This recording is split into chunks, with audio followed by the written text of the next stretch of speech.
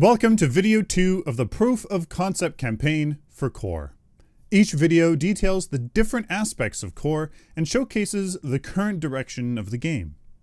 This video reveals Core's 5 vs 5 map. Core is a third-person MOBA influenced by Epic Games' Paragon, which had engaging combat, deep strategic options, memorable heroes, and engaging gameplay. Our goal is to revive and innovate on those elements to address the issues the community had with the game. From day one of this project, we all decided to come together over our love of the game.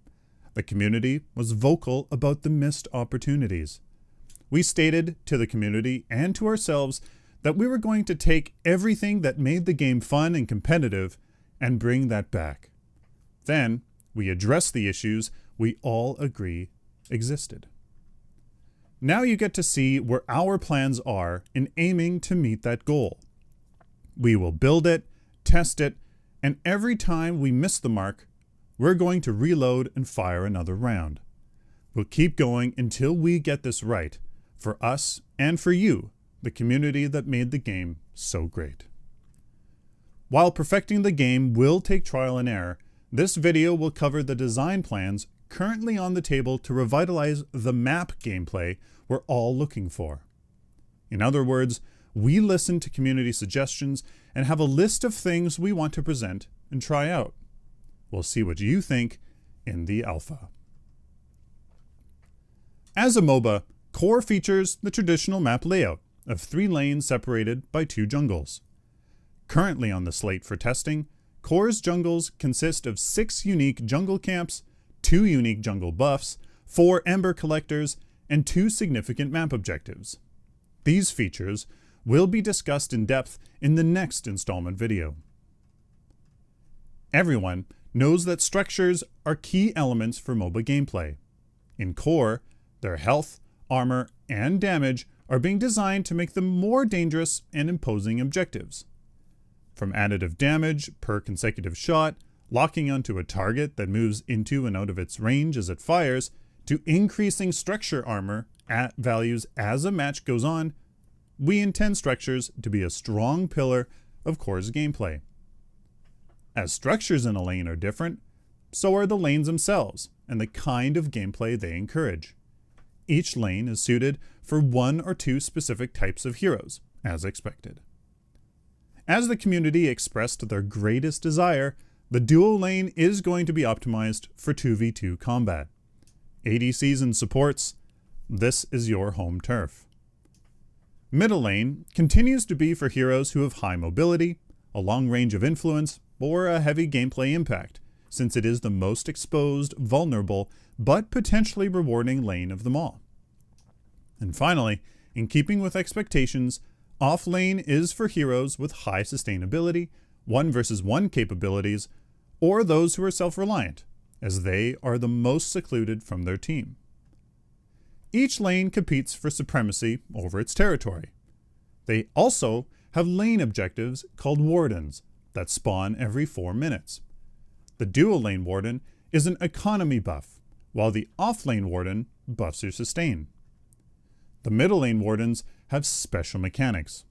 4 unique wardens share 2 separate spawn locations, meaning every 4 minutes, 2 of the 4 wardens can randomly spawn.